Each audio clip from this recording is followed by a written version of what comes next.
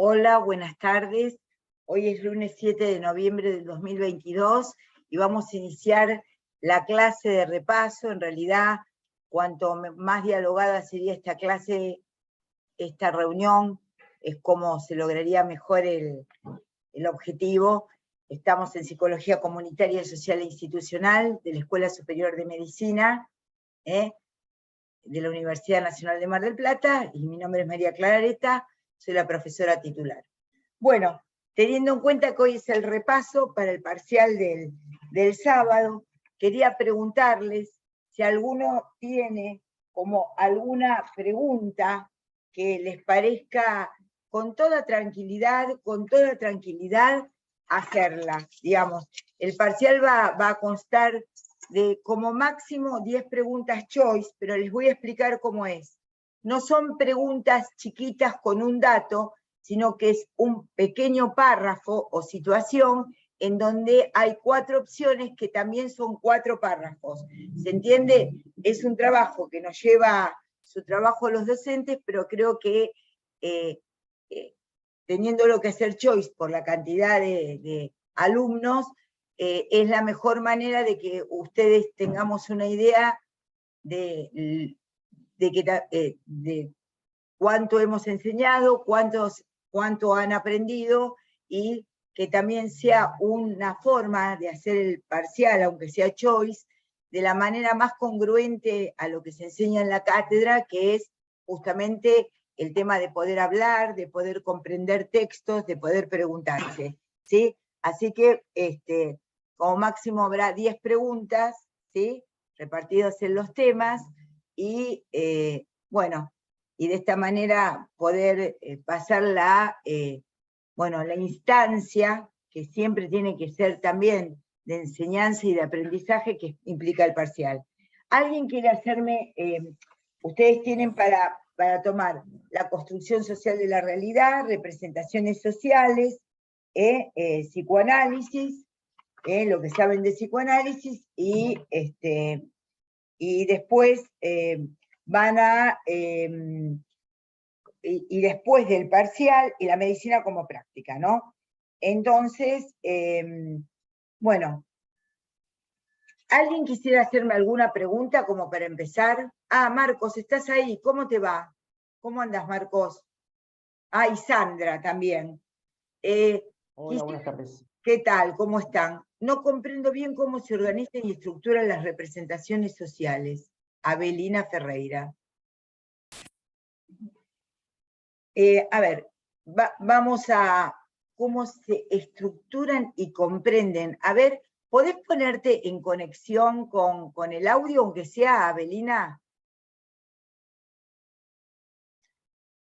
Bueno. Bueno, las representa, así como ustedes vieron Hola, profe, acá estoy. Hola, ¿qué tal, Abelina? ¿Cómo estás? Bien, gracias. ¿Estás Bien. con cámara o no? No, no tengo. Bueno, muy bien, no importa. Hablamos. Gracias por poder comunicarte de forma oral, porque es importante. El cuadro que tengo atrás hace que parezca que me sí. surgen grandes ideas, pero no es así. No se puede. Sí, en la verdad, profe, es una pregunta del cuestionario que tenemos.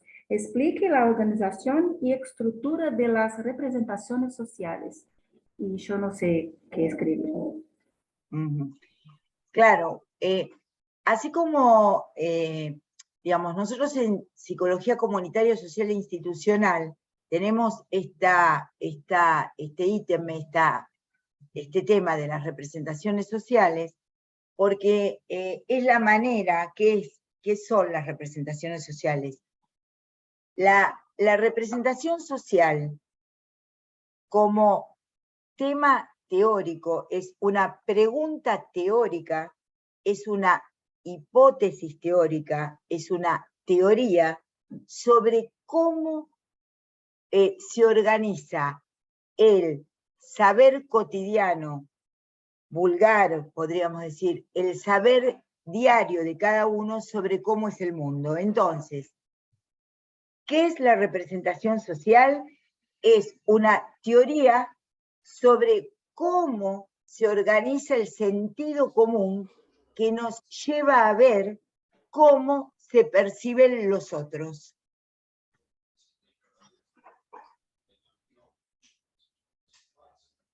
A ver, Sí, ¿qué más pueden decir de esto? comprendo. ¿Y cómo estaría estructurada? ¿Cómo estaría estructurada? Se estructura a partir de, justamente por eso lo vieron después de la construcción social, de cómo el niño y la niña, ¿no? Las niñas van captando el mundo y que la estructura de eso depende de procesos que tanto pueden ser, según la teoría de la representación social que se tome, más subjetivista o más objetivista, digamos, más social, digamos, hay teorías que son más, que recalcan más el proceso del sujeto, y hay otras teorías que recalcan más la situación social que hace que nosotros tengamos del mundo. ¿Cómo se estructura? Se estructura en una relación entre el mundo y el sujeto, entre la escena y el sujeto. Ustedes piensen, tanto en Promo como en Hábitat, ustedes todo el tiempo están viendo sujeto y sociedad. Y desde psicología, ¿qué les damos? Les queremos transmitir, enseñar, la idea de que el mundo no está dado, no es una naturaleza, no es un hecho dado, sino es una construcción que se ve armando entre el sujeto y el afuera.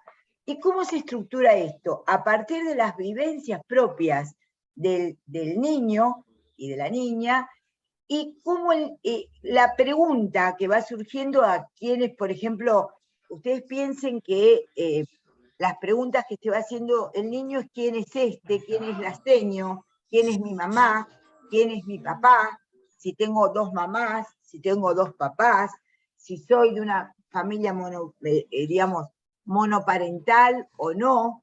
Entonces, la idea, la representación social, la teoría de las representaciones sociales es una teoría epistemológica, sociológica, que piensa que cómo se arma ese sentido común. Ese sentido común, ¿cómo lo entenderíamos? Entenderíamos que el sentido común no es ningún común y no es ningún a priori. Nosotros no nacemos con sentido común. Nosotros nos vamos configurando el sentido común que, sin darnos cuenta, inconscientemente, nos va diciendo qué es el mundo para nosotros y qué somos nosotros para el mundo y para los otros que nos constituyen. En principio la familia, que es la primera institución, las otras instituciones. Entonces podemos pensar justamente cómo los procesos de identificación, de identificación con el otro, de proyección con el otro, cómo habitamos el lenguaje y qué nos van diciendo los otros sobre quiénes somos cada uno. Y nosotros estructura, esa es la estructura. La estructura es la de un intercambio entre el sujeto y los otros que son los primeros otros. Se va estructurando a partir de procesos de identificación, procesos de racionalización, se va estructurando, por un lado, el psiquismo para mostrarnos esto. Esa es la estructura, es una estructura en tiempo, en espacio y vincular. Entonces, ¿por qué aparece en la currícula de Psicología Comunitaria, Social e Institucional representaciones sociales? Porque es congruente a la construcción social de la realidad. Nosotros no pertenecemos al mundo animal, nosotros pertenecemos justamente a la especie hablante, se podría decir, y como especie hablante tenemos que construir cuestiones de qué significamos. A ver, por ejemplo, ustedes dirán, eso es muy sencillo, pero no es muy sencillo. porque no es muy sencillo para la persona entender quién es la madre, quién cumple función madre, quién cumple función padre, quién es la autoridad, cómo relacionarse con los hermanos. Ustedes saben, les voy a dar un ejemplo.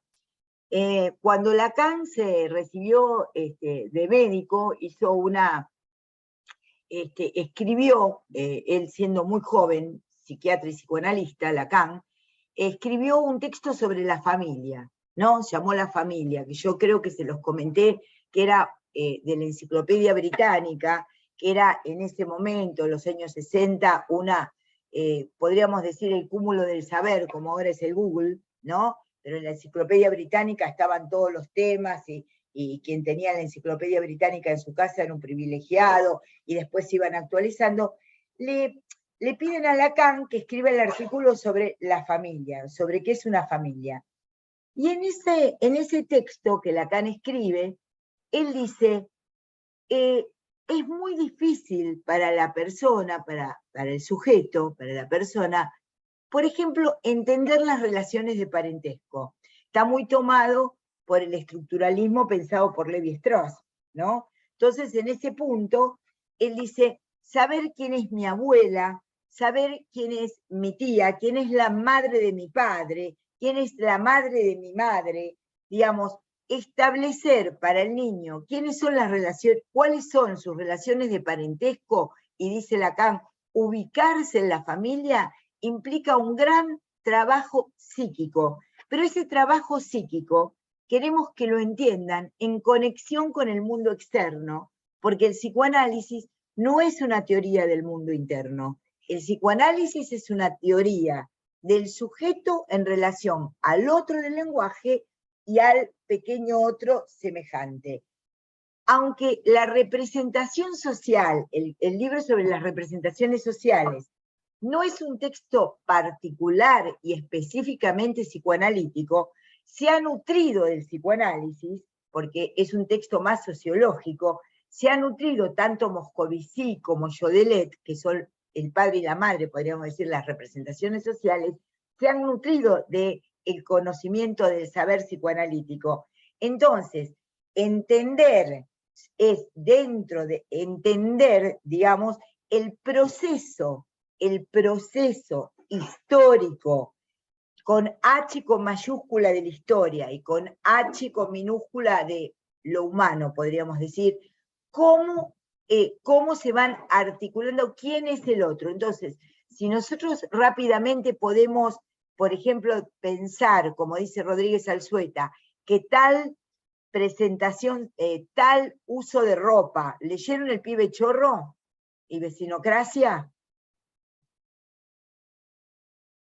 Sí, algunos lo han leído, bien.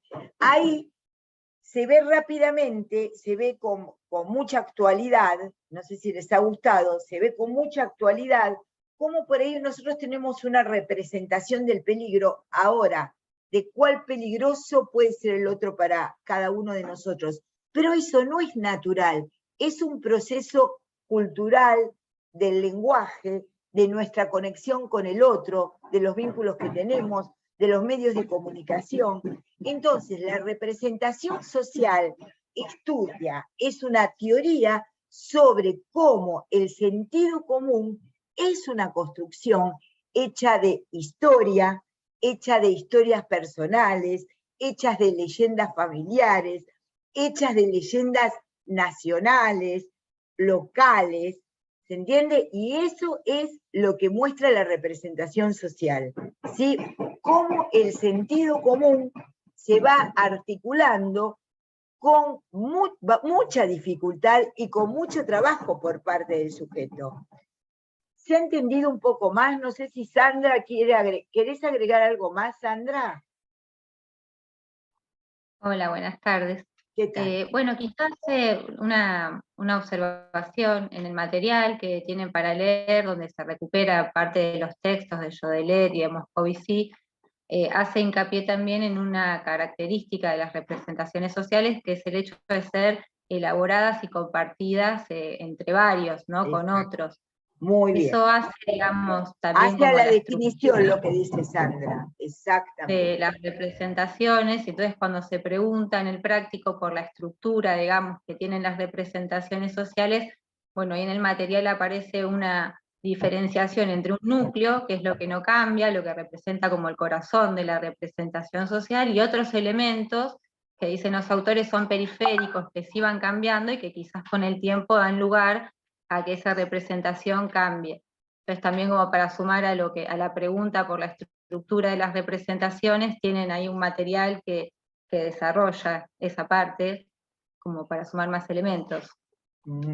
Es muy importante esto que estar íntimamente relacionada con la socialización secundaria, claro, con ambas te diría, con la socialización primaria y secundaria, diría yo, no con únicamente una socialización, porque les voy a decir algo, Avelina preguntó, ¿no? Avelina preguntó lo de primaria y secundaria, sí. Mira, Avelina, te quiero decir algo que me parece muy importante. Esto de primario y secundario es algo que está siempre en revisión. Ya actualmente, en el 2022, que es el año en que estamos, no hablamos tanto de lo primario y lo secundario. Por ahí le ponemos otros adjetivos y decimos lo familiar, lo que acontece primero. No es que esté totalmente desactualizado y que nosotros no vayamos a considerar correcto eso, pero tiene que ver con la socialización. Mareo, profe. Ay, no entiendo. ¿Te mareás? Bueno, es que, ¿saben qué pasa, estudiantes? Que estando en la facultad, lo que se da no es el sentido común. Tienen que ir tratando de entender conceptos que son difíciles y que no vieron hasta ahora. Entonces, el trabajo académico, el estudio, digamos, el proceso universitario, pasa porque ustedes aprendan situaciones que son más complejas. Creo que, te digo, es una idea sobre cómo se arma el sentido común. Como dice la profesora Piccinini, es una idea compartida, una teoría sobre cómo el sentido común es una construcción social. No es una idea que tengo yo, la representación social. Es algo que podemos compartir entre todos, o entre un grupo, porque no es que entre todos tenemos las mismas representaciones sociales. Porque por ahí, ustedes en el secundario, no sé si vieron lógica o filosofía, y ahí aparece la idea de representación. Uno no está en el mundo con una conexión directa, como la vaca al toro, como el ternerito a la vaca. El mareo es porque yo ya tenía las definiciones. Bueno, está bien, Avelina, quédate con el concepto de, quédate con el concepto de definición de socialización primaria y socialización secundaria. Vamos a tomar como correcto que tiene que ver, la representación social tiene que ver con ambas socializaciones, la primaria y la secundaria, ¿sí? Sí, porque si no, con la primaria y con la secundaria, ¿sí? A ver, ¿qué más pueden decir? Vamos anotando, Sandra, las preguntas y Marcos, subrayando.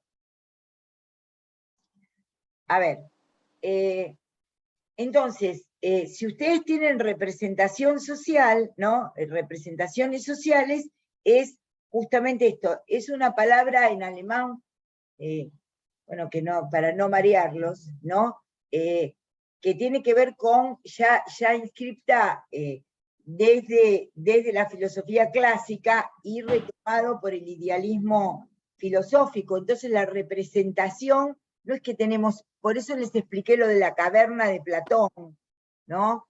En el sentido, creo que se los expliqué en esta clase, que bueno, el mundo no se ve en forma directa, se ve en forma indirecta y compartida.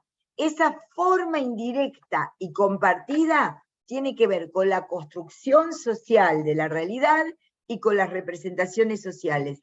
Ustedes tienen una idea, por ejemplo, de cómo es ser un profesor universitario, o tienen una idea de cómo ser un estudiante de medicina. Bueno, esas ideas compartidas por ustedes constituyen una representación social. No es que dicen toda la verdad sobre, y no coincide por ahí con lo que aparece en una currícula o lo que aparece en un contrato establecido. Se dirá, no es la definición del diccionario, es una experiencia vivencial que va sedimentando en un grupo social que entiende el mundo de esa manera.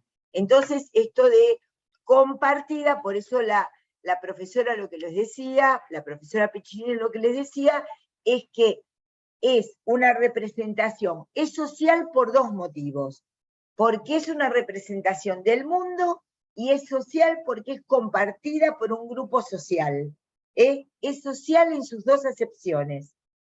Es social porque porque entendemos al mundo y a la sociedad de una manera, y es social también porque la comparte un grupo social.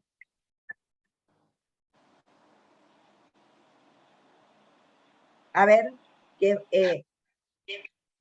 ¿hay alguna otra duda, comentario?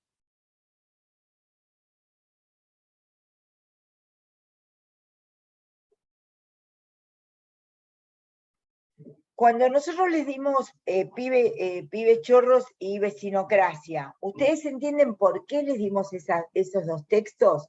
Porque en el pibe chorro lo que aparece es la representación social que tiene cierta clase social media en la Argentina, porque por eso les dimos un texto de un argentino, sobre lo que podría implicar la peligrosidad de aquellas clases más vulneradas y más vulnerables que aparecen como peligrosos para la clase, digamos, que se considera más clase media o diferente. Y la vecinocracia, ¿entendieron lo que es el concepto de vecinocracia? No, no entendieron. Bueno, entonces justamente es esto del gobierno de los vecinos, muy bien, ahí lo dijimos juntos, Lelia, es el gobierno de los vecinos, pero con una, que hacen justicia por cuenta propia, exactamente, que no toman como marcos,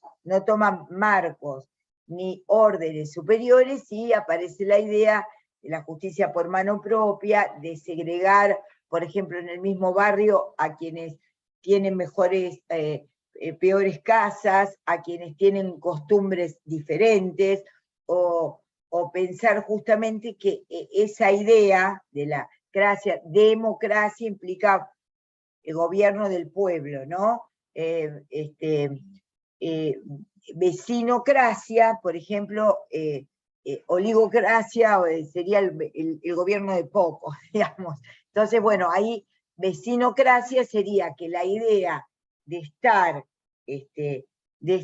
en uso de la fuerza la tienen los vecinos. Si ustedes saben que si no lo saben, se los decimos, Sandra, que justamente la fuerza, ¿no? La fuerza que es de la ley está en manos del Estado, tiene que estar en manos del Estado, ¿no? No tiene que estar en manos de cada uno. Esa es la definición sociológica del Estado, ¿verdad, Sandra?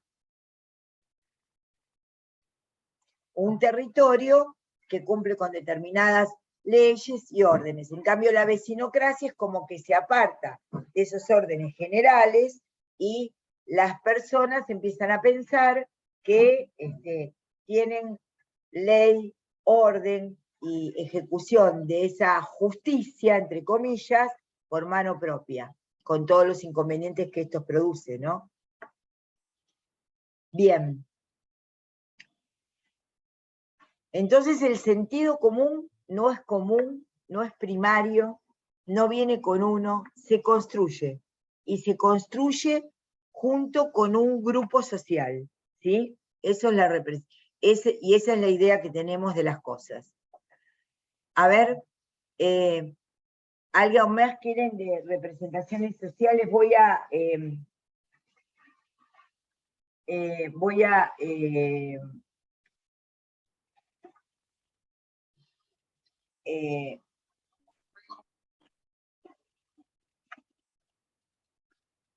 conocer el origen de las nociones de representaciones sociales, reflexionar sobre los procesos de conformación de las mismas, entonces qué es histórica, qué es social, que el sentido común se articula, que el sentido común se construye, ¿sí?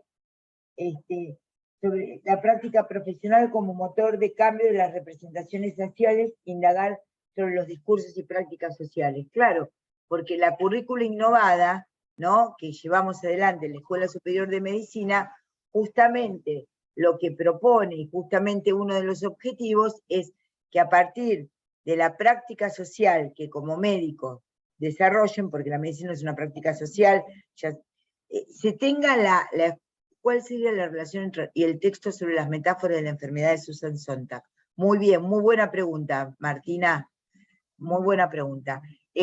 Termino la idea, que la idea de que la práctica de ustedes como médicos, en la práctica de ustedes como médicos entiendan cómo las representaciones sociales empiezan a jugar de una o de otra manera, haciendo como un diagnóstico previo, inconsciente, en donde por ahí ven entrar una persona vestida de tal o cual manera, y la idea, la percepción, el primer diagnóstico médico que tienen es una representación social, porque no es un diagnóstico médico, es cómo le funcionan a ustedes las representaciones sociales, y cómo por ahí hay que tener este concepto para indagar y para preguntarse uno mismo si uno está, cómo está sujeto a esas representaciones sociales, y si estas representaciones sociales le hacen obstáculo para acercarse al otro, hacer una práctica correcta de la medicina y ética de la medicina y todo lo demás.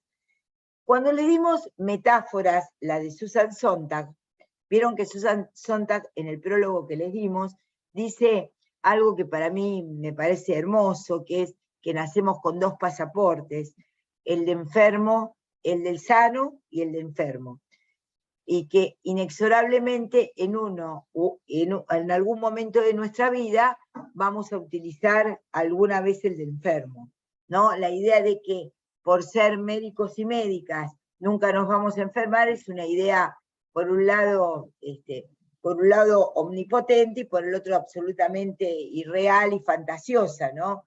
Los médicos nos enfermamos, como todos los seres humanos, y la idea, por ejemplo, de la representación social de, ¿por qué les dimos Susan Sontag? ¿Cómo es un tuberculoso? ¿Cómo es un canceroso?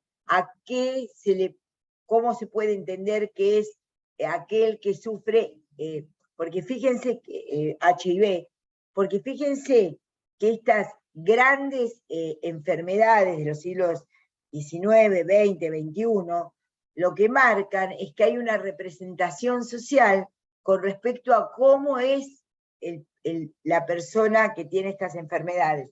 Entonces ella puede explicar, como cuando en el texto se asocia a la tuberculosis, es una enfermedad de la pobreza, exactamente, Martina, de la pobreza, de las clases más,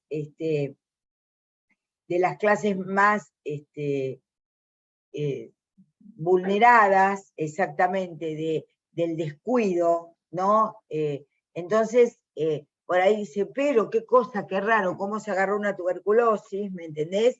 Y por ahí, ¿cómo es médico y se agarró una tuberculosis? Y sí, sí, esto pasa, por cómo se agarró un cáncer, sí, pasa. Entonces, ¿por qué les dimos el texto de Susan Sontag?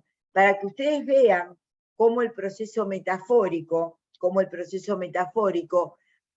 construye también, aporta, es fundamental, a la idea de cómo serían ciertos pacientes que tendrían ciertas enfermedades, ¿se entiende?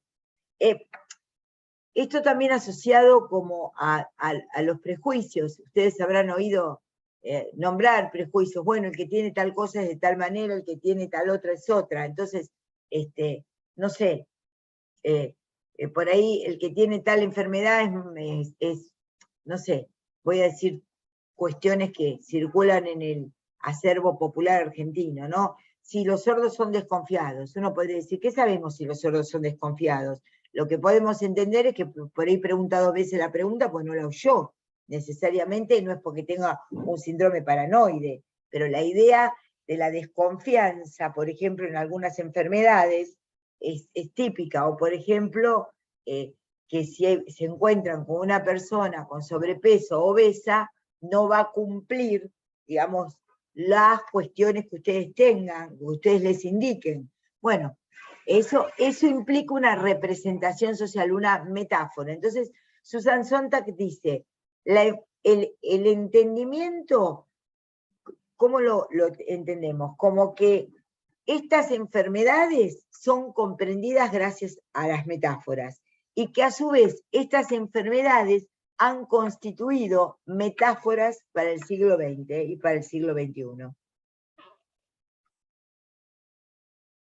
Buenas tardes, Agustina. ¿Por qué decimos que las representaciones no son prejuicios? Lo que decimos, gracias Agustina por la pregunta, no está completa, no la veo completa. ¿La podés leer, Marcos? Sí, dice, bueno, profe, buenas tardes. ¿Por qué decimos que las representaciones sociales no son prejuicios? Y después dice, no me queda del todo claro la justificación. Lo que dijimos en el teórico es que la representación social puede constituirse en un plano prejuicioso, pero lo que aclaramos es que las representaciones sociales no son en sí mismas un prejuicio. La teoría de las representaciones sociales es una teoría sociológica, es una teoría, no son prejuicios. Lo que puede interpelar es al prejuicio que existe, ¿se entiende? Pero que la teoría sobre las representaciones sociales interpela la base del prejuicio.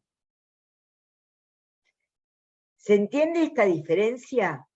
La representación social, por ejemplo, sobre la tuberculosis que nos muestra Susan Sontag, la representación social sobre qué son pilis y ¿cómo se llama? Milis y pinchos.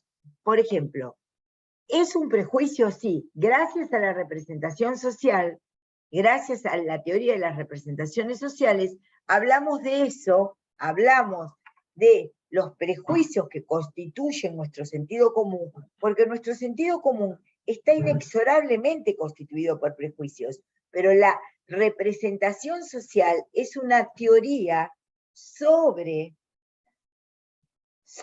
el armado del sentido común que comparten grupos sociales. Yo sé que por ahí esto es un poquito difícil, pero bueno, es lo que nos pide el programa y a mí me parece que es interesante que lo vean.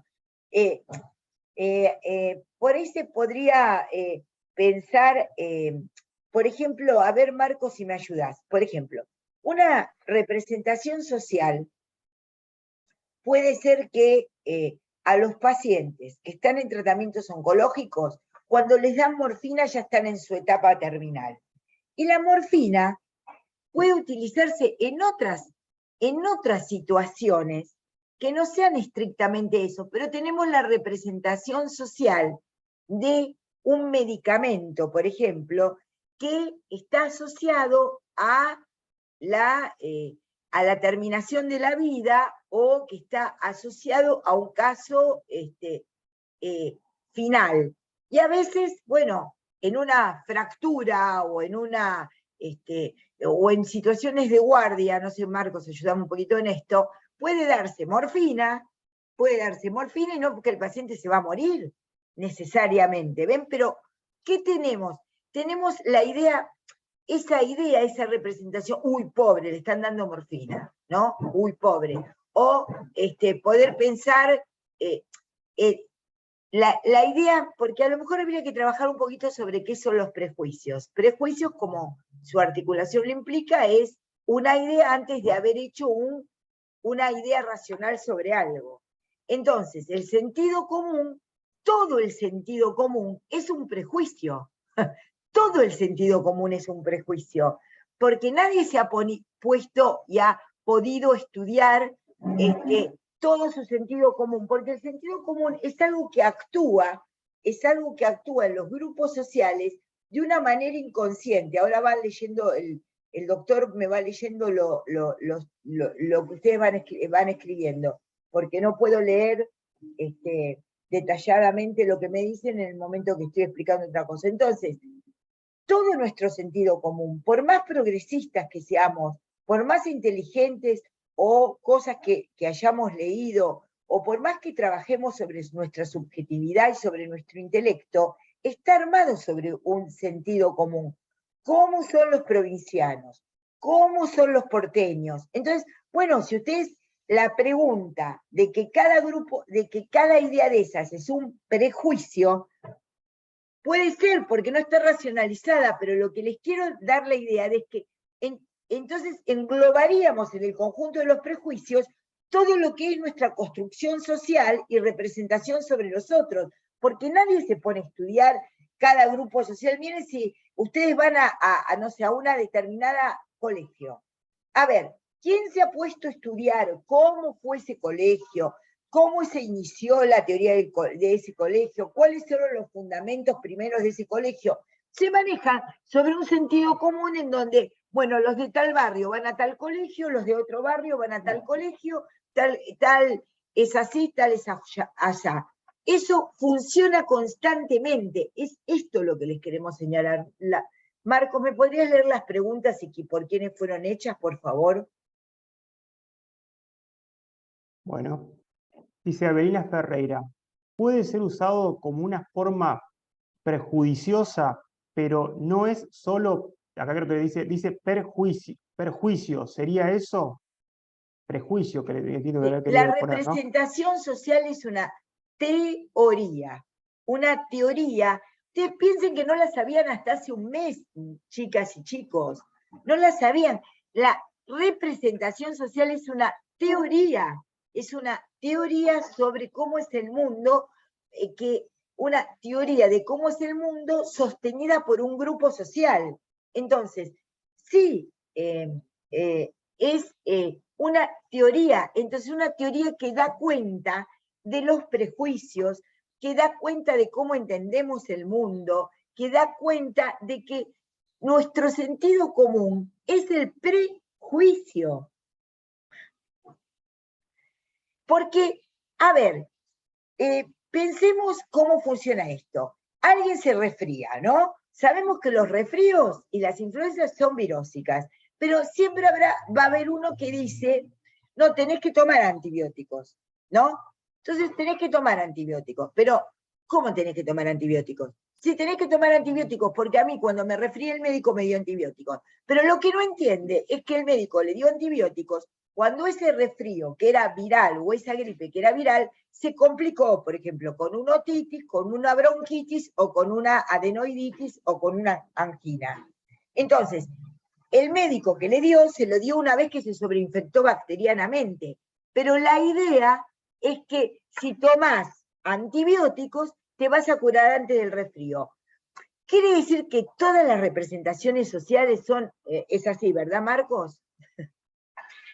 Sí, acá tenemos sí, al punto de fármaco. Sí, tal cual. Bueno, sí, en relación a eso, sí, claramente, hay como toda una representación social en relación a los antibióticos, por eso, bueno, hay un gran problema en relación al uso excesivo de antibióticos, que, bueno, que lo verán en cuarto año.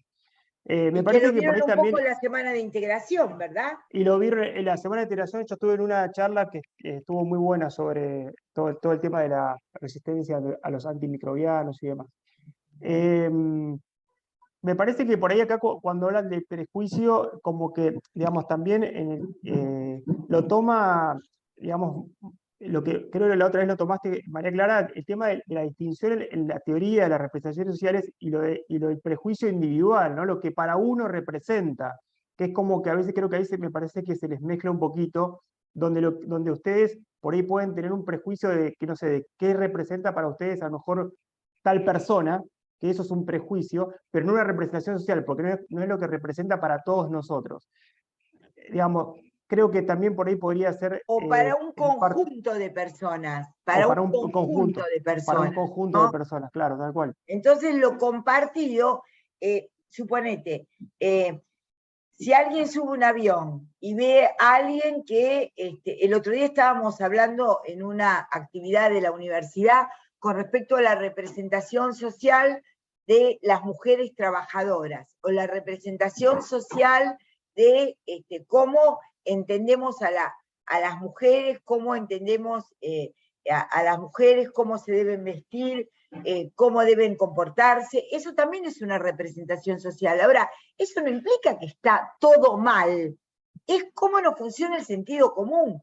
La facultad, la universidad, es hacer revisar las teorías sobre el sentido común que nosotros tenemos, porque ese es el saber académico, el episteme, es lo que está explicado en la práctica, la medicina como práctica. Ustedes están accediendo a un nivel superior de enseñanza, en donde van aprendiendo cosas que antes ni sabían que existían. ¿Se entiende, muchachos y chicas?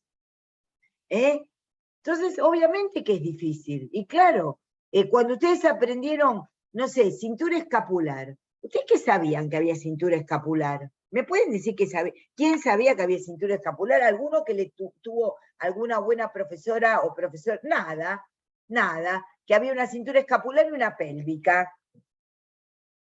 La cintura, por ahí lo que más asociaban era la cintura como una idea de la moda, de lo que tienen las mujeres arriba de la cadera, digamos, como la cintura del pantalón.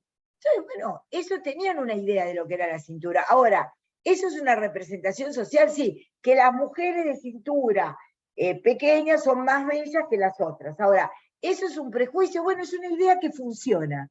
Es una idea que funciona socialmente. Podemos estar a favor o no en contra del contenido de esa idea, pero el sentido común se arma así.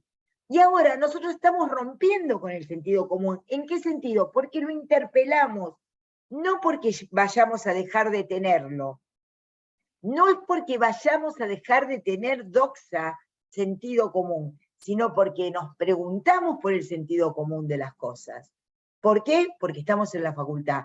¿Por qué? Porque afortunadamente somos privilegiados, que hemos podido ir a la facultad, que hemos hecho la residencia como médicos, que hemos sido instructores, que podemos leer un libro todas las veces que queramos, que podemos acceder a determinados... Bueno, entonces la enseñanza universitaria y el aprendizaje universitario, poner en tela de juicio, poder preguntarse por la estructura, el origen, la causa de las cosas.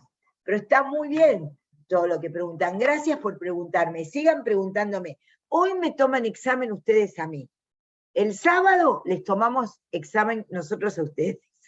Así que pregúntenme. Y pregunten. Marcos, ibas a decir algo más que me parecía interesante. Dijiste lo de los antibióticos.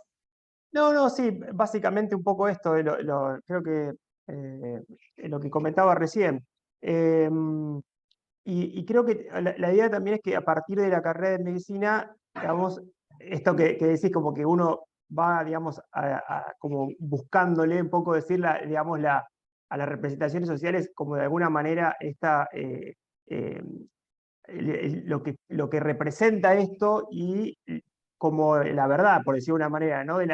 Entonces, digo, la idea sería que cuando terminen la carrera puedan ir como limpiando todo esto y aprendan cosas, ¿no? Y no tengan estas mismas representaciones que tenían antes de ingresar, porque hay médicos que todavía se reciben y hay cosas que todavía siguen utilizando los antibióticos, por ejemplo, pensando de que se van a curar antes de un resfrío cuando es viral. Y esto hay personas que cursaron toda la carrera y siguen con la misma idea que tenían antes de empezar, ¿no? La idea es que justamente la episteme les permita romper con eso, un poco lo que decís, María Clara, de haber pasado por la universidad y la facultad justamente les dé ese conocimiento, ¿no? Y es un derecho que tenemos, un privilegio y también una obligación de poder justamente interpelar. Ahí hay un estudiante que pregunta, como si, yo no estoy diciendo que el prejuicio es individual y la representación social es social.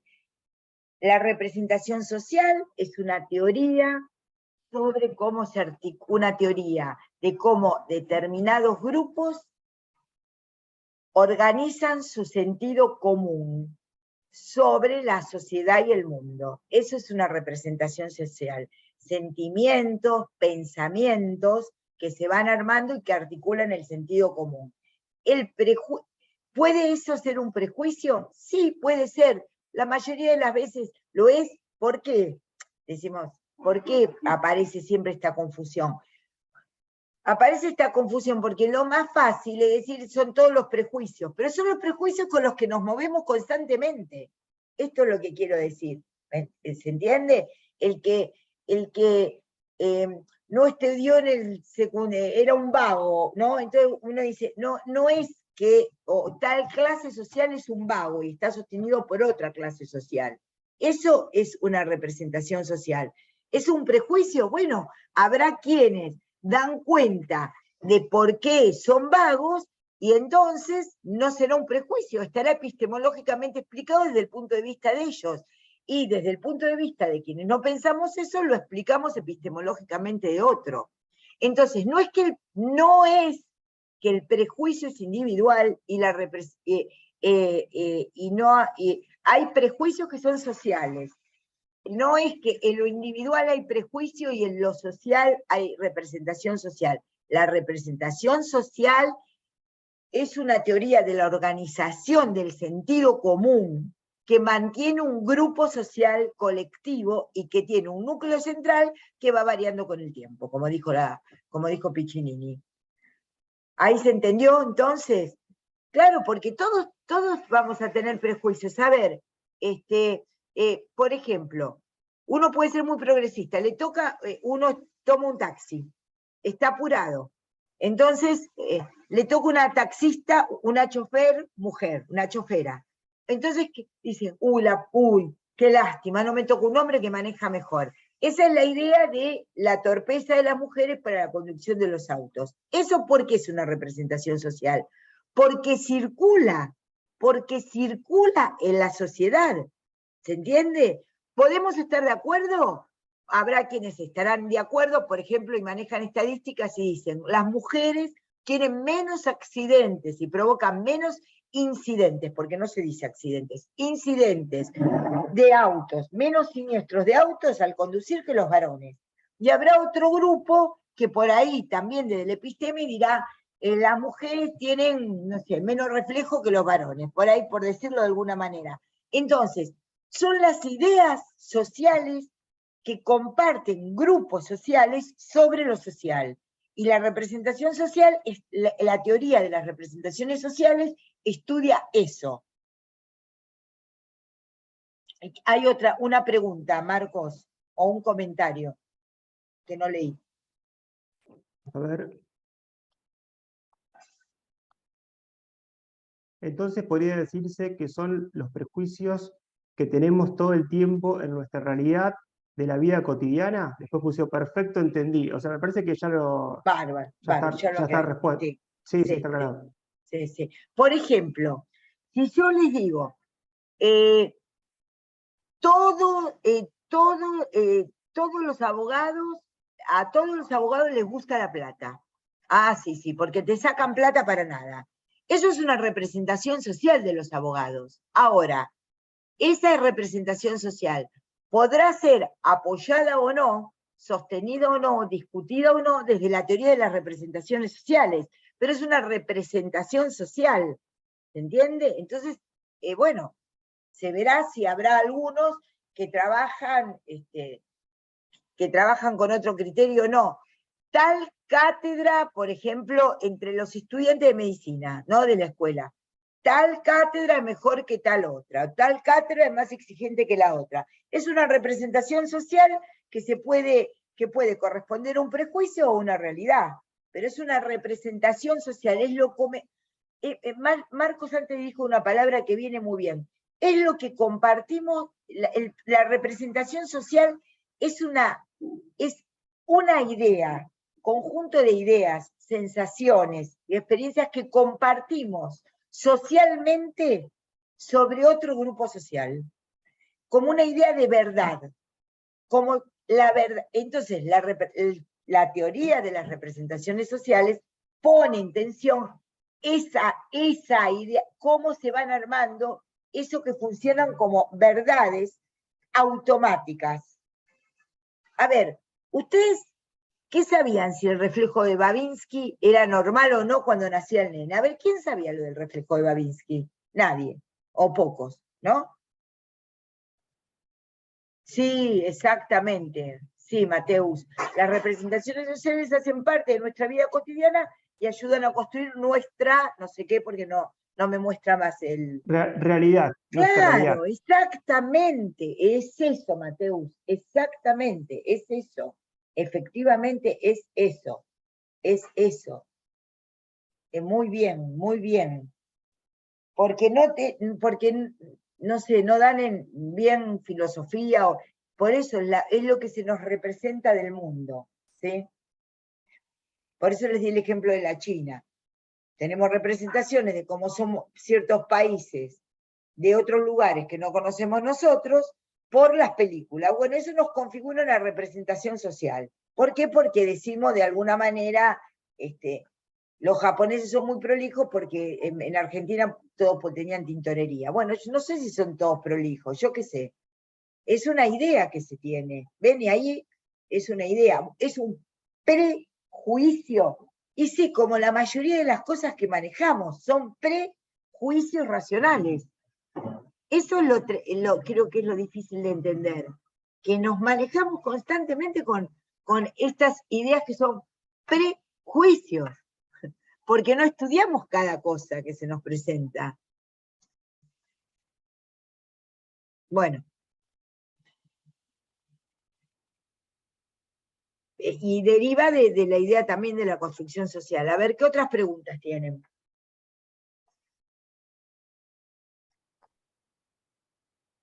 Acá te preguntan, María Clara, otro tema. Si podrías explicar... Ay, para que se me corrió el chat.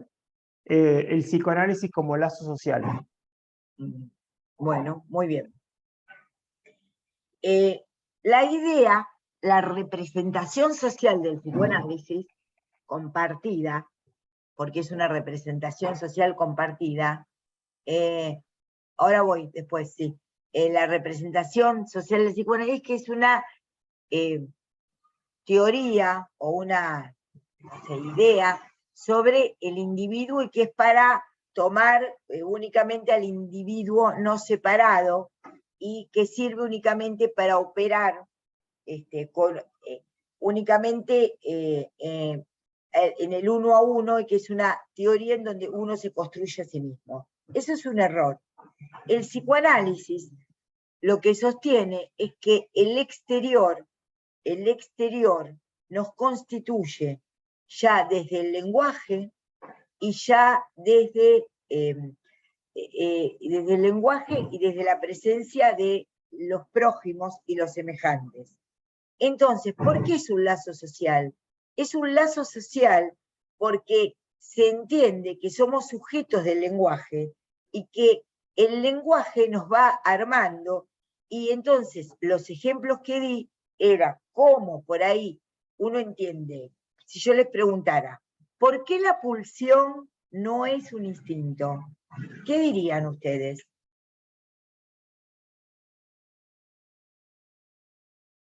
¿Qué diferencia hay entre pulsión e instinto? Bueno, Lelia, porque está atravesada por lenguaje. Muy bien, muy bien. Entonces, porque somos sujetos del lenguaje. Muy bien. Porque el instinto los caracteriza a los animales. Muy bien. Todas son correctas. Muy bien, muy bien, muy bien. Porque el instinto tiene un objeto predeterminado y la pulsión no tiene un objeto predeterminado. Es una tendencia que no tiene un objeto predeterminado. Entonces, puede haber diferentes orientaciones. Por ejemplo, puede haber diferentes orientaciones sexuales, no dependiendo necesariamente de que una persona tenga pene o vagina, o sea XX o XY. Entonces, ¿qué implica la pulsión? La pulsión es una tensión corporal que tiende a distintos objetos y que se descarga al acceder. Sí, pero no es una tensión corporal únicamente, ¿eh? Está muy bien, Hernán, lo que decís, pero es una tensión que habla del cuerpo como cuerpo erótico, porque es por eso Freud dice es entre lo psíquico y lo orgánico, es corporal en el sentido, si consideramos corporal, al cuerpo erótico, al cuerpo conectado con los otros. ¿Por qué les doy esta respuesta en relación al psicoanálisis como lazo social? Claro, depende de la cultura, muy bien. Entonces, ¿por qué les doy este ejemplo? Porque lo que parece más interno, que es la pulsión, es lo que nos sale de más adentro, es lo que fuimos tomando del mundo externo, del lenguaje, de cómo nos trataron, de cómo nos hablaron, de cómo fuimos hablados por los otros. Si una persona es segura, tranquila, probablemente ha sido hablada, le han dedicado tiempo, y si una persona puede llegar a ser amable, tranquila con los otros, paciente, quizás no pasó un pasado turbulento, pero pudo hacer lo que llama una rectificación subjetiva. ¿Con esto qué digo? Que lo que parece más de tendencia, más de animal, no es un instinto, porque está sostenido en el hecho de la historia otra vez, de la historia, de la construcción pulsional, de cómo nos dieron o nos dieron la teta, de cómo nos trataron, de cómo nos limpiaron, de cómo nos cuidaron, de cómo no nos cuidaron. Eso es la pulsión. La pulsión es lo que resta en el psiquismo humano después de haber atravesado la necesidad. La pulsión no es tener ganas de comer, eso es una necesidad, pero el gusto por determinada la idea de que la pulsión es lo más interno, y cómo yo se los estoy planteando como algo que se constituye también desde el lenguaje y también desde el otro, les hace ver como el sujeto del psicoanálisis no es un sujeto ni egoísta, ni único, ni no dividido, ¿sí? Entonces, por eso el lazo social, la idea del discurso y del lenguaje, es por eso que el psicoanálisis es un lazo social, porque es una teoría que explica cómo estamos constituidos, por el lenguaje, por nuestros semejantes y por nuestras experiencias. Por eso es un lazo social, porque somos sujetos de la historia con H mayúscula, como dicen los franceses, la historia de los pueblos, porque venimos de diferentes historias de nuestros antepasados, porque tenemos nuestra historia propia, porque somos constituidos de alguna manera, de una manera particular, por ser sujetos de nuestra historia. Y es por eso que el psicoanálisis es un lazo, explica al sujeto como lazo social. Y es un lazo social porque es una manera de hablar con el analizante, con el que consulta, de una manera particular, sostenido en la idea de un inconsciente político, no es social, de un síntoma entendido sí socialmente, no hay síntoma que se haga sin el otro. Entonces, eso es por qué el psicoanálisis es un lazo social, porque establece es una teoría de cómo hablar terapéuticamente con el otro, y es una teoría también sobre el lenguaje, de nuestro vínculo con el otro. Muy bien, Michelle. Profe, lapsus linguae y lapsus calami, ¿están dentro de los actos fallidos? Sí. Los actos fallidos son actos propiamente dichos, digamos, voy para mi casa y agarro para la otra cuadra, o son lapsus calami, que son los escritos, o lapsus linguae, que son los verbales. Efectivamente, sí. Muy bien. Entonces las tres formaciones del inconsciente son sueños, síntomas y actos fallidos. En donde algo se dice de una manera no directa, se dice de una manera indirecta, utilizando la metáfora y no voluntaria. ¿Qué más? Pregunten sin miedo, pregunten, a ver.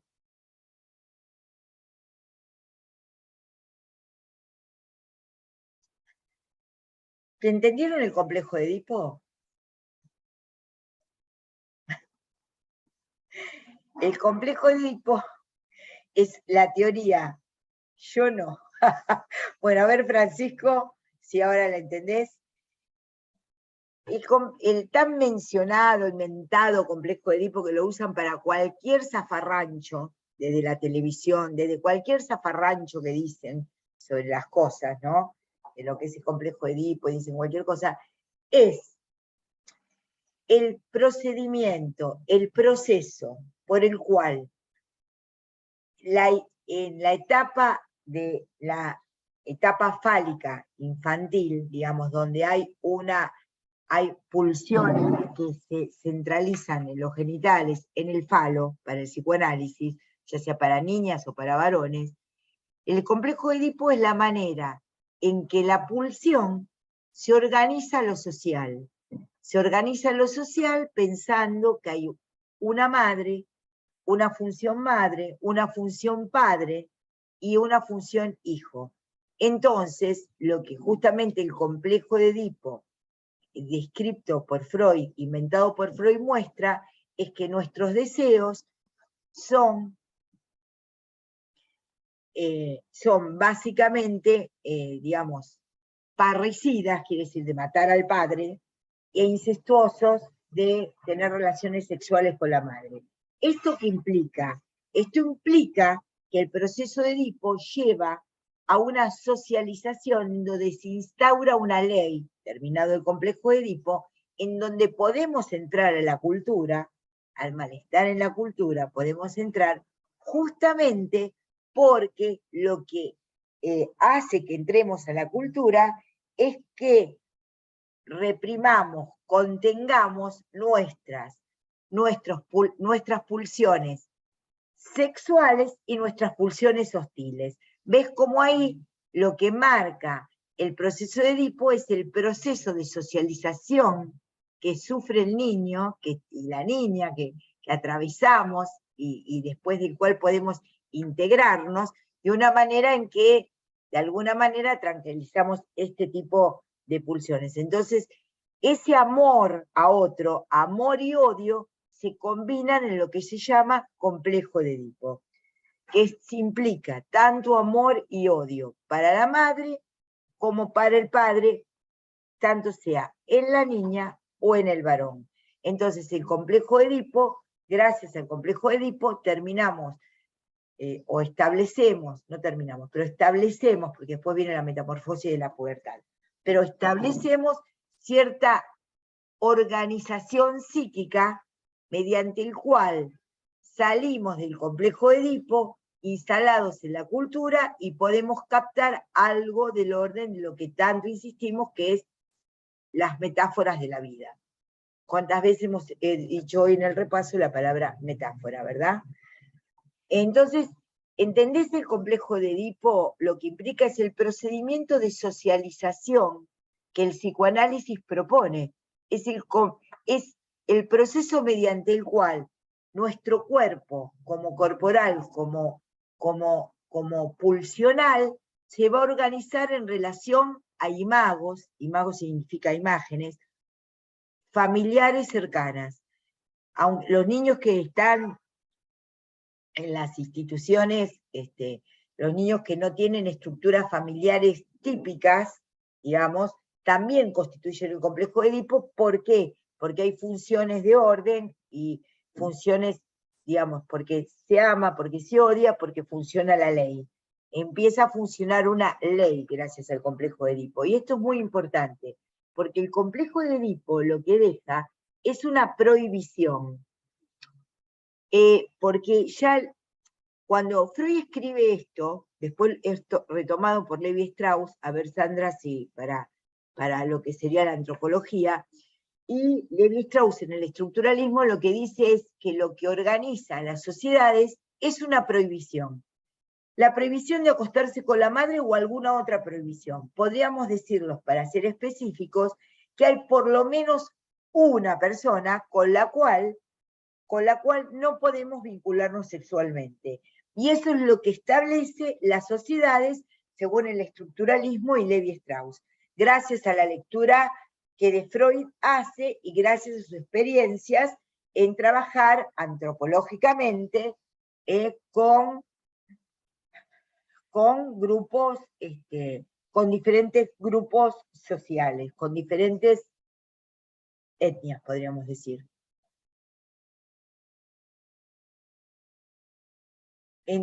Entiende toda esa atracción y odio es reprimido y formaría parte del inconsciente. Sí, muy bien, Francisco, ¿ves cómo entendiste? Ahí está, perfectamente. Esa atracción, ese amor y ese odio pasan metafóricamente justamente por condensación y desplazamiento a otras figuras. Entonces, el niño cuando va a los 6 años al colegio dijo, no, mamá, me lo dijo la seño. Entonces se dice popularmente, la madre es la primera maestra y la maestra es la segunda madre. ¿Por qué? Porque el niño ha podido justamente transformar esas primeras sensaciones infantiles, ha podido dominar esas primeras sensaciones infantiles y ha podido entender ciertas reglas sociales. Esas reglas sociales que entiende gracias a, diría Freud, la dominación de estas tensiones, estos impulsos, y que de alguna manera lo que hacen es socializarnos. Sí. Perdonen que tengo que fijarme algo. Un instante, estoy con ustedes.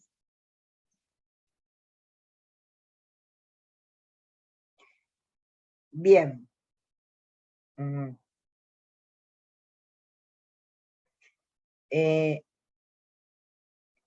¿Qué más, muchachos y chicas?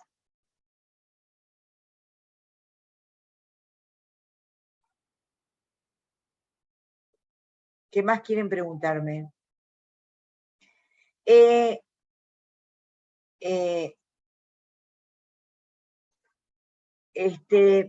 Hay en el texto también lo que dice es que gracias al complejo de Edipo nosotros podemos entrar a lo que se llamaría justamente la estructura neurótica, que es la estructura normal. ¿En qué sentido? En que gracias al complejo de Edipo nosotros somos el lenguaje, somos sujetos del lenguaje. Por algo terminó el complejo de Edipo, que es a los 6 años, aunque sea una manera muy sencilla de decirlo, pero vamos a decirlo de esa manera, vamos al colegio. ¿Por qué? Porque podemos sublimar, reprimir, y podemos aprender a leer y escribir. Y ahí se abre un nuevo mundo para nosotros, que es el de lo que implica el proceso de lectura y escritura, que es poder conectarnos de una manera, entender que están las cosas y las palabras. Y eso también hace a nuestra estructura normal. ¿Sí? Por eso es muy importante poder haber atravesado este proceso. ¿Ven cómo la currícula, que no la hicimos nosotros, ¿no? Viene, digamos, la currícula la han pensado otros profesores de otras carreras y nosotros, la Facultad de Medicina toma, por ejemplo, la de La Matanza. ¿Ven cómo los profesores que han pensado estas formas, estos temas que ustedes van a dar en este parcial, también en el primero lo dieron el trabajo integrador domiciliario, cómo lo que muestran diferentes teorías de cómo los seres humanos nos vamos transformando en seres sociales? ¿Entienden cuál es la idea de la materia? No, estos profesores han pensado, a ver, ¿cómo les enseñamos a los jóvenes estudiantes de medicina el proceso de vivir en sociedad? ¿Cómo entendemos lo comunitario, lo colectivo y lo social? Bueno, lo entendemos gracias a varios autores. Entonces les dan la construcción social de la realidad, les dan en la teoría de las representaciones sociales, les enseñamos psicoanálisis, les enseñamos qué es un colectivo, les enseñamos lo que es lo social, porque es la manera, luego van a ver Foucault, que también va a quedar incluido para el final, pero es como que los profesores se han reunido y han dicho, démosle teoría, enseñemos, charlemos sobre teorías a los jóvenes estudiantes de medicina para saber cómo vivimos en sociedad, qué es la psicología social, cómo entendemos al otro. ¿Se entiende? Y acá tienen las diferentes teorías de cómo entender al otro, pero ven que es bastante complicado. Piensen que está articulado desde varias disciplinas, desde el psicoanálisis, la psicología social, la antropología, la sociología, la historia. Bueno, ¿qué otras preguntas?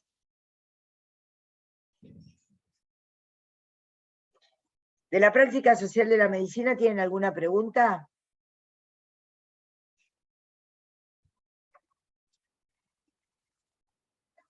Yo sé que todavía no vieron Sana, ¿verdad? Pero, por ejemplo, si Sana es una materia que se llama salud. Profe, ¿qué es el tiempo escópico? El tiempo escópico, muy bien preguntado. Julie, Catherine, David, no sé cuál es tu nombre, si Julie, Catherine o David, pero muy bien preguntado. Para Lacan, las pulsiones tienen un segundo tiempo. Para Freud son lo oral, que es donde prevalece el goce por la boca, digamos, la pulsión oral no es comer, es el goce que se produce por haber comido. La pulsión es eso, es el placer, el goce que se obtiene por haber comido, por haber estimulado la zona oral. La anal, para Freud, como pulsión, es el placer que se obtiene por haber expulsado y retenido las heces, ¿sí? Entonces, Lacan, ahora, esto es solamente la pulsión oral, si en una pregunta cupiese, ¿la pulsión oral tiene que ver estrictamente con la boca? ¿Ustedes qué responderían? No, porque la boca nos enseña también a cómo, por ejemplo, así como mordemos y aprendemos a morder y ahí nos destetan, es cómo vamos a aprender a tratar al otro. Cuando uno trata al otro de una manera más sádica o más tranquila, es también por lo que aprendió por la boca. La boca le enseña a todas las pulsiones. La forma de defecar le enseña todas las pulsiones. ¿Por qué? Porque en el expulsar y retener, eso después se va a ver con el objeto, ¿no? Con la relación de objeto, con la relación con el prójimo que tengamos, con el objeto y con el prójimo que tengamos. Entonces, si una persona es muy retentiva o muy expulsiva, eso tiene que ver con su carácter anal, no porque necesariamente se haga caca. No es que lo anal tiene que ver únicamente con la caca. La caca nos da un rasgo de carácter, nos enseña lo que es la pulsión, ¿no? Nos muestra ciertas formas de conectarnos con el cuerpo y con los otros. La boca lo mismo. Entonces tenemos lo oral, lo anal. Lacan entiende 2 segundos tiempos de estas pulsiones y dice que justamente lo anal tiene que ver con lo escópico. ¿Con lo escópico qué es? ¿Cómo entendemos cómo la vista, cómo la mirada es el objeto de la pulsión escópica? Porque la mirada, ¿saben qué es la mirada, chicos y chicas? La mirada es un objeto para Lacan. ¿Qué quiere decir? Que algo que está puede no estar. Entonces, tengo así como el objeto de lo oral es la teta, no vayan a decir que el objeto del oral es la boca, ¿no? La boca es la fuente. El objeto es la teta, el seno materno. el objeto de lo anal son las heces. El objeto de lo escópico es la mirada, y es lo que correspondería a un segundo tiempo de lo anal. Entonces, ¿qué es la mirada? La mirada es cómo vamos armando el mundo gracias a una tendencia que es la ausencia y presencia de las cosas. Podemos sostener el ser vistos y el mirar a otros, ¿no? Ser vistos, mirar, mirarse, ser... los tiempos son mirar, mirarse, que es el tiempo reflexivo de la pulsión, el mirarse, mirar y hacerse mirar para Lacan. Entonces, hacerse ver. Entonces, en ese punto, la mirada, el tiempo escópico, es la forma que tenemos nosotros, que tenemos los seres humanos, de significar esa etapa que es lo anal. Entonces, lo anal se resignifica por la forma de ver. Y la forma de ver, con el objeto mirada, porque no es lo mismo ver que mirar, pero vamos a decirlo así, la mirada, fíjense, es la mirada que tenemos del mundo. ¿Ven cómo se conecta con lo que veníamos hablando de las representaciones sociales? Metafóricamente decimos, tienen una mirada muy interesante sobre tal tema. Y no es que mira el tema porque mira el PTD, sino que tiene una construcción mental que le permite acceder a las cosas del mundo de una manera interesante, de una manera importante. Eso en psicoanálisis se llama fantasma. Es una construcción social de la cual salimos del complejo de Edipo, que es la mirada que tenemos de ver la mirada como objeto. Y lo invocante es lo que es la resignificación de la pulsión oral, y es cómo entendemos lo que nos dicen. El objeto de la pulsión invocante es la voz. La voz, que en los neuróticos está tomada por el superyo, que es con lo que salimos del complejo de Edipo, porque la rigurosidad del padre se incorpora como superyo, y entonces es la voz de lo que popularmente llamaríamos la voz de la conciencia, es la marca de la ley dentro del sujeto. Entonces lo escópico tiene que ver con la mirada y una forma de estar en el mundo. Lo escópico arma la escena, por eso se llama construcción fantasmática, y nos permite, de alguna manera, elaborar ciertos traumas que la vida misma implica, aunque no hayamos sido muy traumatizados. Entonces, esa es la idea de cómo mirar al mundo, cómo mirar lo que nos lastima, cómo mirar lo que nos ha impactado.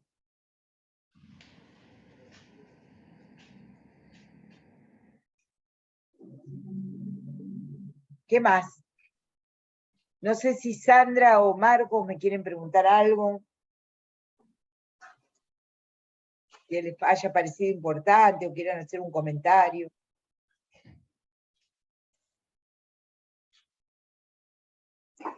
Les decía lo de Sana, no completé el ejemplo. Si un médico o una médica están midiendo a un niño, ¿no?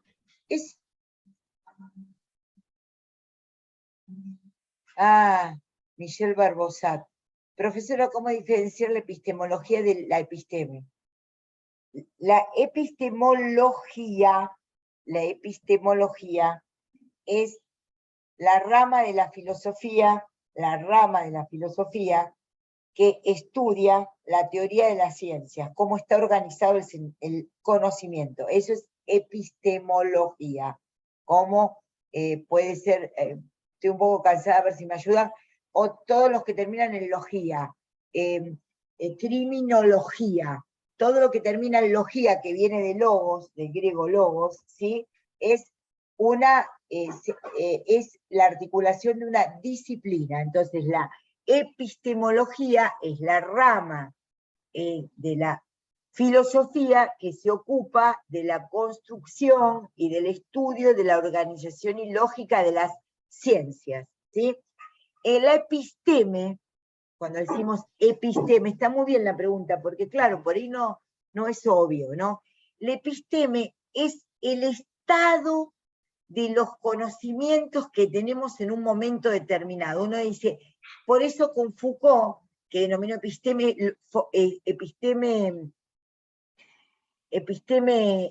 temporal, ¿cómo? Epocal. Epocal, gracias. Episteme epocal. Claro, episteme epocal, podríamos decir, es el estado de los conocimientos. Vamos a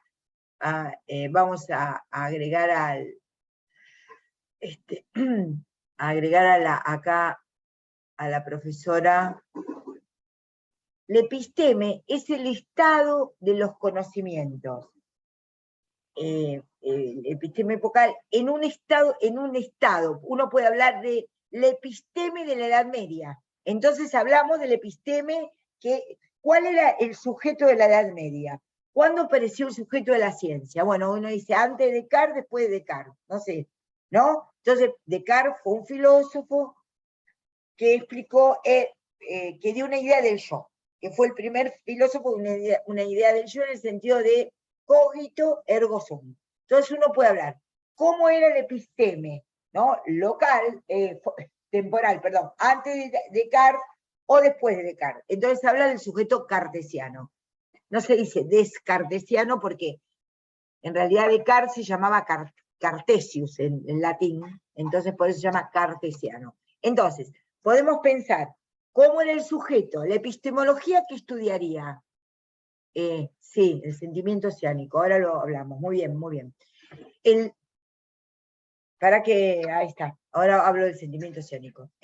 Entonces, la episteme es el estado de los conocimientos, pero no solo de los conocimientos científicos, de los conocimientos, ahí viene muy bien la idea de representación social, porque las representaciones sociales constituyen un episteme epocal, porque es un saber, no todo saber es episteme, no todo saber es episteme, ¿se entiende?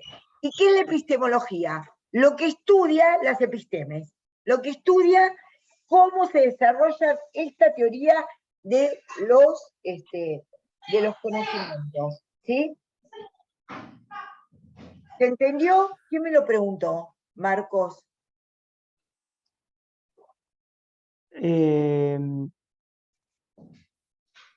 Michelle Barbosa. ¿Lo entendiste o no?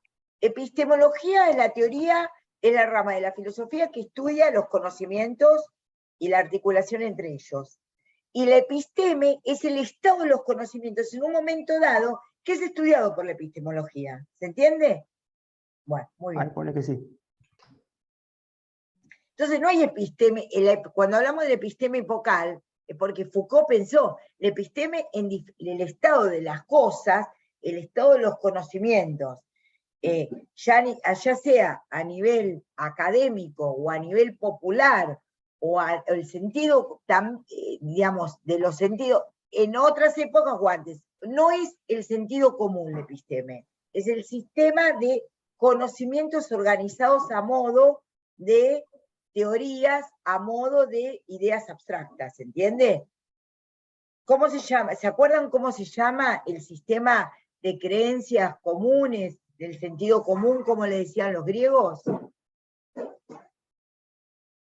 Muy bien, Claudia, muy bien, Doxa.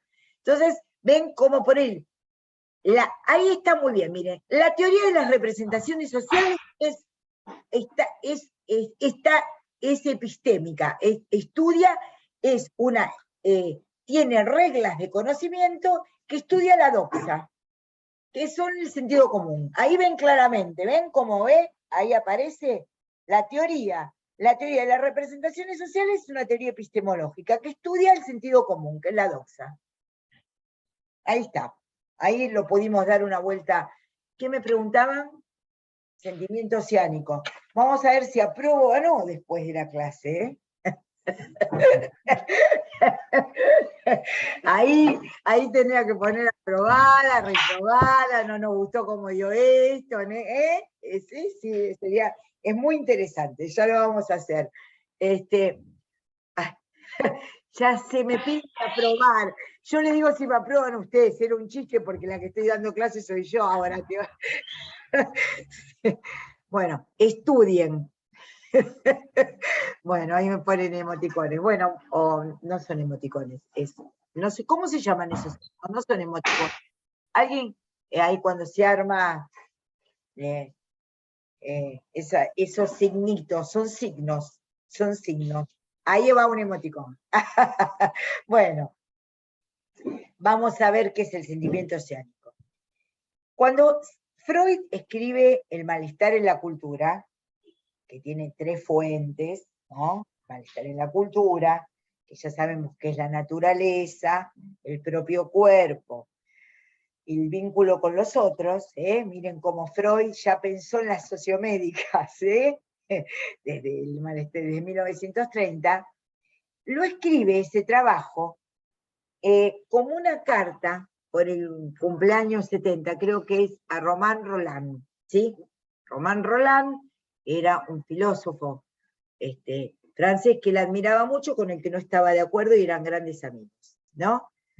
Y le escribe esto porque Romain Rolland, no es Román Riquelme, es Romain Rolland, ¿no? Bueno, porque después vieron una socia, ahí está cómo somos productos. Yo digo, Román, y seamos o no de Boca, yo soy de Ferrocarril Oeste, que juega en segunda B, porque soy de Caballito, así que nada que ver. Yo me dice Román, piensa probablemente en Román Riquelme, Román Roland.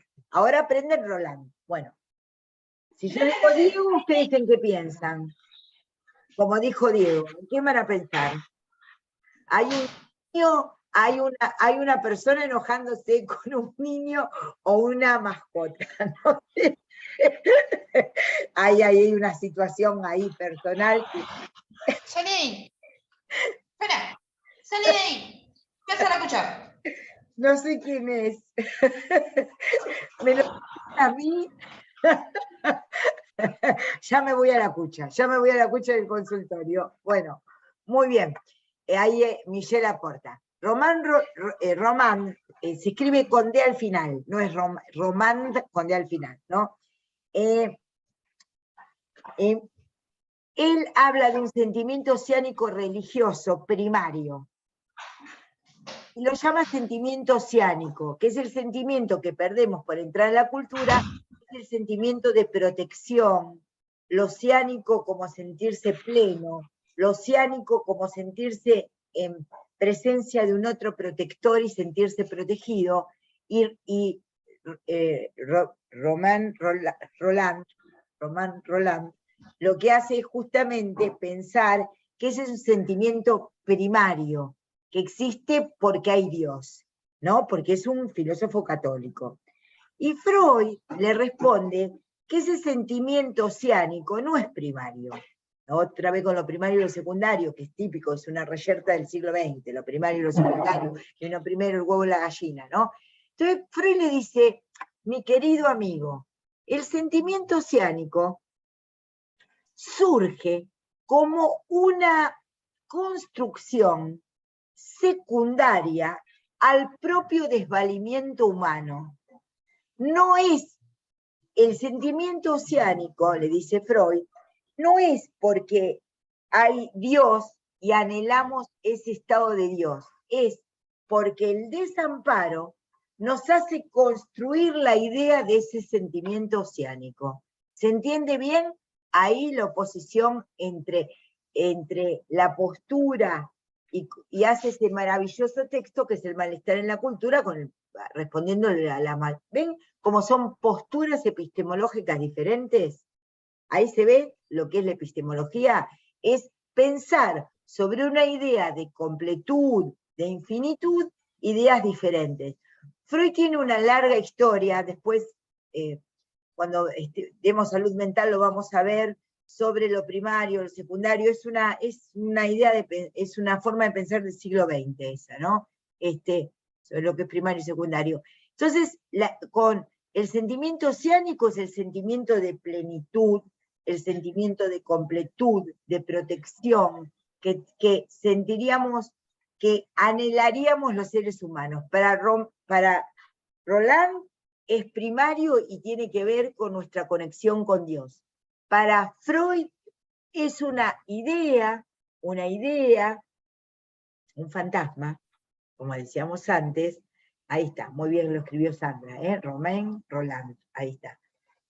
Perdón que yo antes lo corregí mal porque me habían puesto, hice una,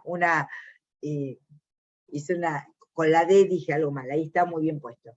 Entonces, para Freud es una construcción secundaria que tiene que ver con que no es que hemos perdido la gracia de Dios, como dice Roland, sino justamente la idea de que construimos esa idea de que hay que está conectada al Padre y a el sentimiento profundo, que Freud trabaja muchísimo, que es el del desamparo. Para Freud somos sujetos del desamparo, estamos desamparados, y gracias al amparo del otro, al cuidado de los padres, lo que les hemos venido charlando, el complejo de Edipo, gracias al amor de los padres, de los que cumplen función padre, de la sociedad, nos construimos. Pero, bueno, la teoría de Roland es justamente que somos más hijos de Dios y estamos primariamente imbuidos de su gracia. Son posiciones, son creencias, ¿sí? ¿Se entendió lo del sentimiento oceánico?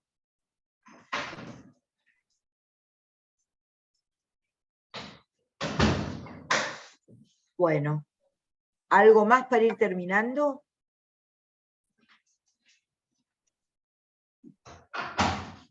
¿Ustedes van a tener externalizaciones cuando ese niño se socializa con otras instituciones? Bueno, la externalización es de Berger y Luhmann, ¿viste? Entonces, la externalización es, sí, la forma... yo ahí tengo un conflicto psicoanalítico porque yo lo pienso de otra manera, pero me voy a referir a lo que ustedes tienen que saber y cómo dice Berger, creo que como lo dice bien Berger y Luhmann.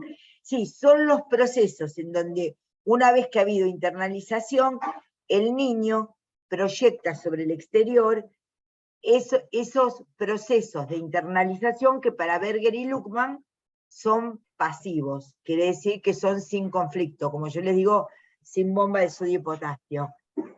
Yo, mi epistemología psicoanalítica me hace pensar, yo pienso, estoy de acuerdo con eso, que la identificación es un proceso activo que tiene sus bemoles, pero para Berger y Luhmann es eso. Bueno, ¿qué más? Quiero decirles algo de cómo van a estar armadas las preguntas. Las preguntas, por ejemplo, están los párrafos. Son párrafos y otros párrafos, no son preguntas y respuestas. Es multiple choice de párrafos. ¿Se entiende? No es un multiple choice de quién fue el creador del psicoanálisis. Sigmund Freud, Foucault, Derrida, y ustedes marcan Foucault. No, no es así. Va a haber una primera oración, por ejemplo, que corresponda. El sentimiento oceánico es primario en Freud, ¿no? Segunda, digamos, hay una pregunta, hay una oración de cada tema, y ustedes tienen que elegir cuál es la correcta de cada párrafo, donde van a estar conectados todos los temas. También va a haber una pequeña nota de, voy a terminar con el ejemplo que antes no lo di, si un médico o médica mide un niño, ¿eso qué es? Episteme, tecné, ¿qué es? Religión, arte, ¿qué es? ¿Qué está haciendo ahí el médico?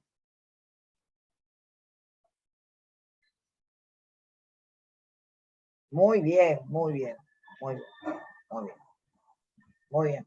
Porque sabe cuánto tiene que medir un niño, cuánto tuvo que crecer al primer mes, al segundo mes, eso es del episteme, pero al medirlo tiene que aprender cómo se mide un niño. Me acuerdo que cuando yo tuve mi primer niño, no, de desarrollo no, pero el choice es de desarrollo.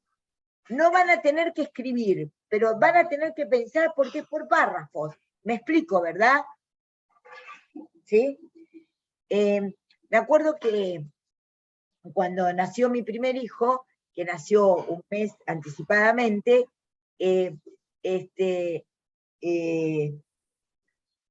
lo miden en la nursery y yo qué sé, medía 47.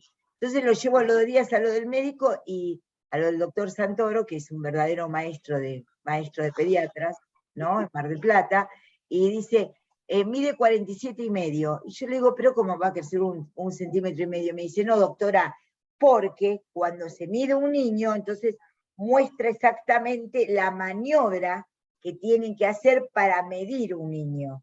Entonces, uno agarra una cinta cualquiera y saber cuánto mide, tanto le da, no sé, como si fuera un dobladillo, 48,5, 50, bla, bla, bla, bla. Entonces, la maniobra de cómo, me acuerdo, ponía la cabecita del bebé y cómo sostenía el piecito del otro lado y cómo lo medía, es una tecné. Es tecné. Entonces, ustedes como médicos van a aprender muchas técnicas, que las tienen que saber, ¿sí? Jamás hice parcial así, creo que la mayoría de mis amigos también podrían poner en el campus. No, se los estoy explicando, es elegir el párrafo correcto. Elegir un párrafo correcto. En el párrafo correcto van a encontrar, como vamos hablando, es como les voy a tomar el parcial. En el trabajo integrador domiciliario, ¿les tomamos algo que no les hubiésemos dado? Ahora, si ustedes, algunos de ustedes, no, pobres ustedes que están acá mortificados, parezco locura cuando retan los que van a misa, que, ahora vamos a tener que estudiar porque tenemos parcial. Se supone que para el trabajo integrador domiciliario también tuvieron que estudiar. Es párrafos, es elegir párrafos, es un multiple choice. Lo que pasa que no es, ¿en qué año escribió Freud El malestar en la cultura? ¿1930, 2014, 2022 o cuando empieza el Mundial de Qatar? Ustedes marcan. No, es un párrafo que eligen como todas las opciones son correctas, ¿sí? Lo van a saber hacer, tienen que leer, no copiarse y fijarse cada uno lo que piensa. Nosotros también queremos que ustedes aprueben. Queremos haberles enseñado y queremos que ustedes aprueben. Es toda nuestras ganas como docentes. Ojalá que les hayamos enseñado, que hayan quedado en ustedes ideas. La verdad que hemos puesto nuestra mejor buena voluntad para eso, Y qué mejor para nosotros que ustedes aprueben, ¿sí? Bueno, les agradezco a los docentes, nos vemos el sábado, les agradezco a los estudiantes y a las chicas y chicas, les mando un beso grande. Muchas gracias por todo. Chao, nos vemos. Si les va bien a ustedes, nos va bien a nosotros. Chao.